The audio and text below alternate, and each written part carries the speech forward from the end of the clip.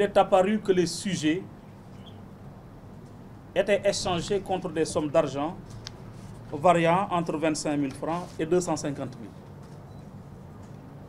Le recours aux réseaux sociaux, notamment WhatsApp, a favorisé bien entendu la propagation rapide de la fraude.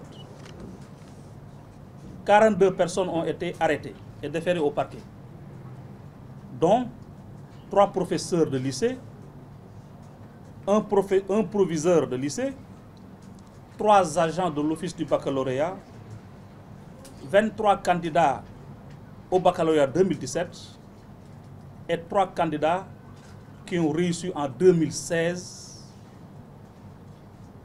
par la fraude.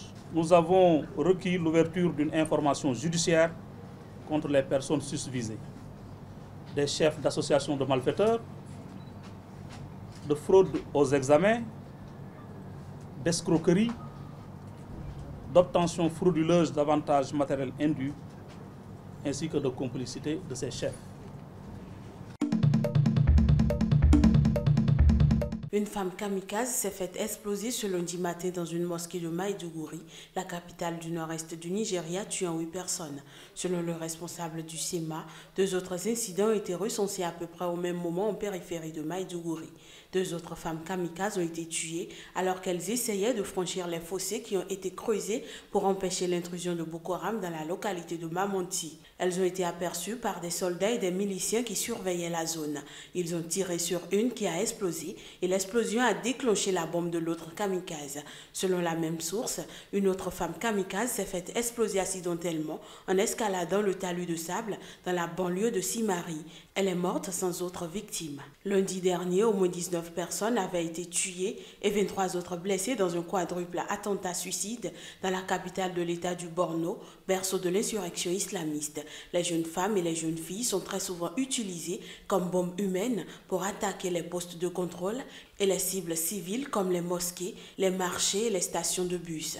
Les attentats-suicides sont devenus le principal mode opératoire de Boko Haram après 8 années d'insurrection sanglante dans le nord-est du Nigeria qui a fait au moins 20 000 morts et plus de 2,6 millions de déplacés.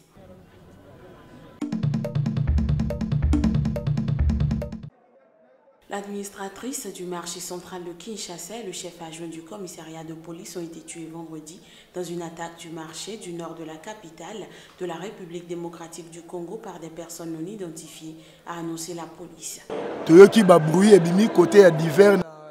On a entendu du bruit vers notre poste de police du marché. L'administratrice a dépêché des gens pour vérifier ce qui se tramait. Pendant que l'on patientait, des gens sont venus sur nous, armés de couteaux et de bandeaux rouges sur la tête. L'administratrice a entendu du vacarme, s'est jetée sous la table de son bureau pour essayer de se cacher en vain. Les assaillants étaient déjà sur elle et lui donnaient des coups de poignard. Ensuite, nous avons entendu 2 coups de feu.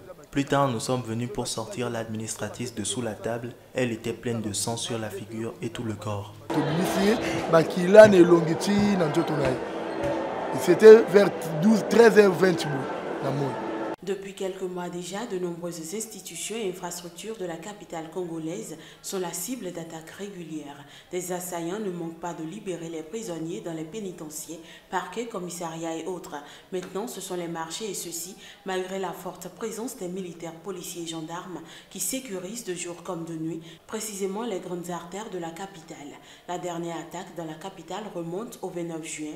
Une personne au moins avait été tuée.